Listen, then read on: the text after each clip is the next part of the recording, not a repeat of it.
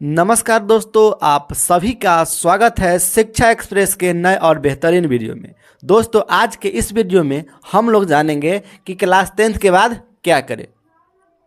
देखिए, सबसे पहला बात समझिए। बात यह है कि अभी आप लोग क्या किया है, हाल फिलहाल में आप लोगों ने क्या किया है, बिहार बोर्ड क्लास 10th का एग्ज़ाम दिया है और आप एग्ज़ाम देने के बाद क्या हो गया है, खाली हैं, बैठे हुए हैं और आप लोगों को पता नहीं चल रहा है क्लास 10th के बाद क्या करना चाहिए। तो इसी के लिए यह क्या होने वाला है, यह वीडियो होने वाला है। क्योंकि देखिए, करने के लिए हर एक कोई कुछ कर सकता है और समझने के लिए हर एक कोई कुछ ना कुछ समझ सकता है। तो क्या करना है, थोड़ा सा जानकारी ले लेना है कथी, क्लास 10th के बाद हम लोग को क्या क्या कर सकते हैं। इसी के विषय में हम लोग क्या करेंगे, आज के वीडियो में बात करेंगे। तो आइए हम लोग समझते हैं क्लास 10th के बाद हम लोग क्या क्या कर सकते हैं। देखिएगा, अगर हम लोग बात करें कि क्लास 10th के बाद क्या करें, तो क्लास 10th के बाद हम लोग बहुत कुछ कर सकते हैं। क्या कर सकते हैं, बहुत कुछ कर सकते हैं। क्या क्या कर सकते हैं, तो हम लोग देखते हैं कि हम लोग अगर क्या कर सकते हैं, क्लास 10th में अगर एग्ज़ाम दे दिए, बिहार बोर्ड से हो, झारखंड बोर्ड से हो,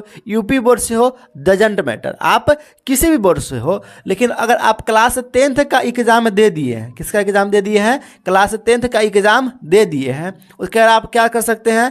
देखिए, आगे आप लोगों को जो रास्ता मिलेगा वह 3 रास्ता मिलेगा। कभी मिलेगा, या तो आर्ट लीजिए, या तो कॉमर्स लीजिए, न तो साइंस लीजिए। क्या कीजिए, या तो आप आर्ट लीजिए, या तो कॉमर्स लीजिए, न तो साइंस लीजिए। देखिए, आर्ट अगर लीजिएगा तो इसमें आप आसानी से पढ़ सकते हैं। इसमें आपको रटना पड़ेगा, बेसिक कॉन्सेप्ट को नहीं समझना है। क्या करना है, इसमें बेसिक कॉन्सेप्ट को नहीं समझना पड़ेगा। इसमें आपको अकबर के बारे में, बाबर के बारे में, है ना, हुमायूं के बारे में, है ना, इसके बाद आप लोगों को इसको देखने के लिए मिलेगा, सिंधु सभ्यता, है ना, ये सब चीज़ देखने के लिए मिलेगा। वहीं पर अगर आप लोग कॉमर्स लेते हैं तो इसमें आप लोग को बिजनेस वाला चीज़ सब मिलेगा, जैसे कि बिजनेस कैसे करते हैं, घाटा कैसे होगा, नाफा कैसे होगा, है ना। इसमें आप लोग क्या करेंगे, बिजनेस के बारे में पढ़ेंगे। देखिए, हिंदी और इंग्लिश सब में कंपलसरी है। हिंदी और इंग्लिश से क्या है, सब में कंपलसरी, मतलब कि हिंदी और इंग्लिश आपको लेना ही पड़ेगा।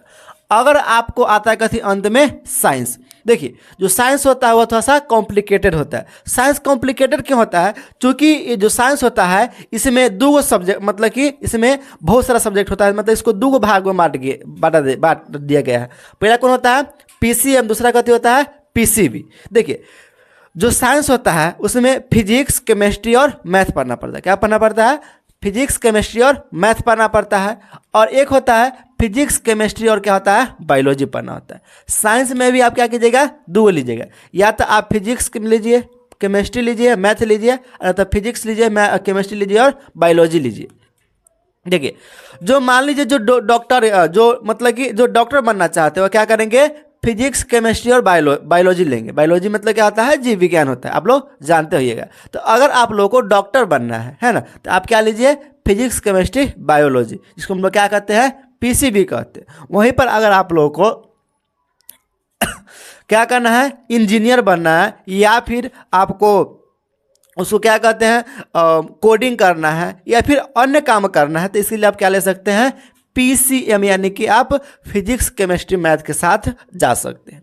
यह बात हुआ कथी, क्लास 10th में हम लोग के पास कितने रास्ते हैं, 3 रास्ते हैं, आर्ट, कॉमर्स और साइंस। आर्ट में क्या क्या पढ़ना है, हिंदी और इंग्लिश सभी में कंपलसरी है, ठीक है।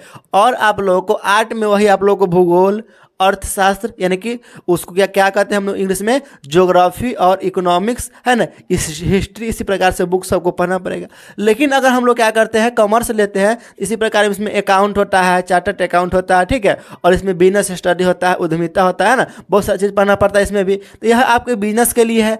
ये जो होता है, आप लोग को अगर जा करके आगे आपको इंजीनियर बनना है, साइंटिस्ट बनना है, या फिर आपको रिसर्चर बनना है, तो आपके लिए क्या होता है, साइंस क्या होता है, बहुत ज़्यादा इंपॉर्टेंट होता है। तो हम लोग क्या समझेंगे, पीसीएम मतलब क्या होता है, फिजिक्स, केमिस्ट्री, मैथ। ये हम लोग कब लेते हैं, जब हम लोग क्या बनना पड़ेगा, इंजीनियर बनना रहेगा और साइंटिस्ट बनना पड़ेगा, है ना, रिसर्चर बनना, तो हम लोग क्या लेंगे, पीसीएम लेंगे। वहीं पर हम पीसीबी कब लेते हैं, जब हमें डॉक्टर बनना है। जब कोई व्यक्ति डॉक्टर बनना चाहता है तो क्या करता है, इन्हीं सारी चीज़ों को लेकर के वह चलता है।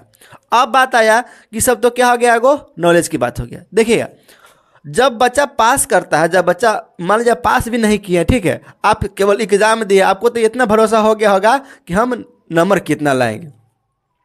उसी आधार पर क्या होता है, चयन करना पड़ता है। तो आप क्या कीजिएगा, सबसे पहले यह अपने आप में सोचिएगा, खुद से एकदम देखिएगा कि हम क्या कर सकते हैं, हम क्या कर सकते हैं। क्योंकि अगर आपको ही पता होता है कि हम क्या कर सकते हैं, क्या नहीं कर सकते हैं।